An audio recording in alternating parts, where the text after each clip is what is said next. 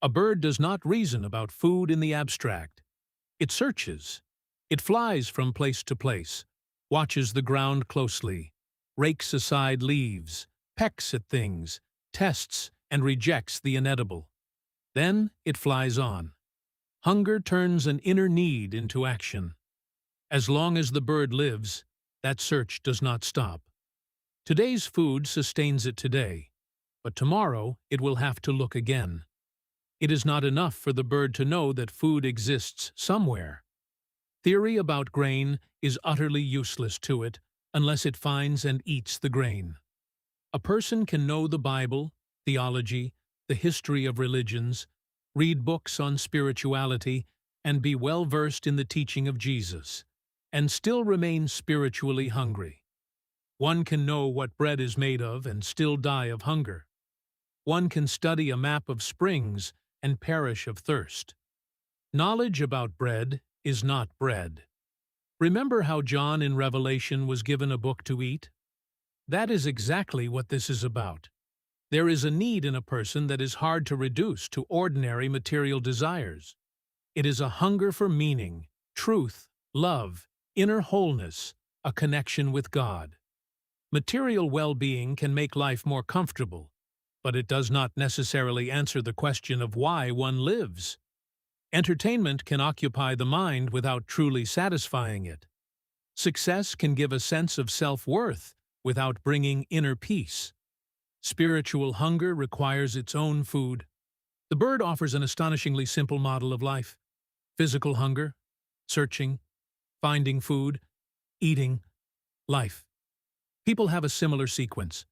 Spiritual hunger, seeking truth, personal discovery, inner assimilation, changed life. Truth here becomes not information stored in memory, but food from which one's character is gradually formed. Jesus' words, "Man shall not live by bread alone," acquire almost biological immediacy. A living creature constantly sustains its physical life with food. One good meal does not free a person from the need to eat in the future. You cannot drink once and never thirst again. Jesus was speaking about another level of human life that also requires constant nourishment. He spoke of the bread of life, living water, fruit, seed, growth. These images are not drawn from a philosophical study, but from the simplest processes of life. The bird has almost no option to decide whether it needs bread. Hunger forces it to act. People, by contrast, have the strange ability to mute spiritual hunger. It can be filled with work, shopping, entertainment, politics, ideology, the pursuit of recognition. It can even be silenced by religion. Religious activity can create a sense of spiritual fullness without real inner growth. A person can be near spiritual food for years and hardly touch it. The bird searches for food because it wants to live. Jesus invited people to seek God because biological life alone is not enough. His words, "Seek and you will find," describe not a single religious act, but a way of life. A spiritually alive person behaves like a hungry creature. They seek. Blessed are those who hunger and thirst for righteousness, for they will be filled. The very image of a hungry person excludes indifference. The hungry do not merely acknowledge the existence of bread. They want to get it. The authentic gospel of Jesus can be seen precisely from this perspective. The spiritually minded person seeks spiritual bread, accepts it, and grows. They seek living water and drink. They discover truth and let it change them. They learn to trust God, love people, forgive, discern good and evil, become freer of fear and selfishness. Perfection becomes a direction for growth rather than a state achieved instantaneously. Salvation is connected not only with a person's conviction that they are saved, but with the arising and development of genuine spiritual life within them. The roots of a tree seek food, too. They grow toward where water and nutrients are. A tree cannot live on the moisture it received many years ago. The root system continues to develop along with the tree itself. A large tree needs deep roots.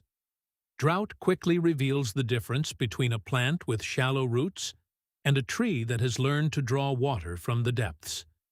It is not enough for a person to find God once. Yesterday's discovery may be the beginning of a path, but does not replace further growth. Truth must penetrate deeper.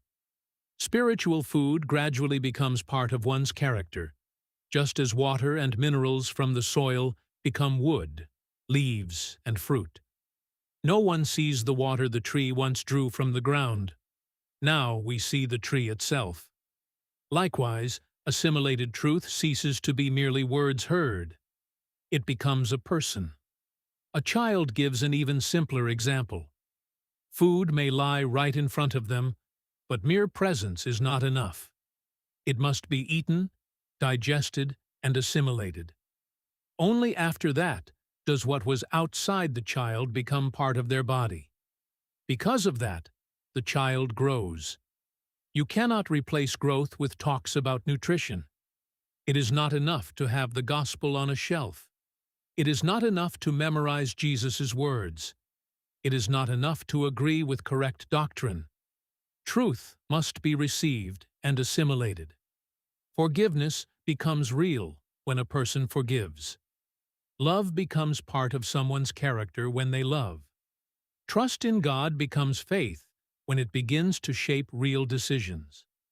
Mercy becomes a spiritual quality when another person meets it in our actions. Information and spiritual food, then, are not the same. Information can remain in memory for years with almost no consequences. Assimilated truth changes a person. Good food becomes the body.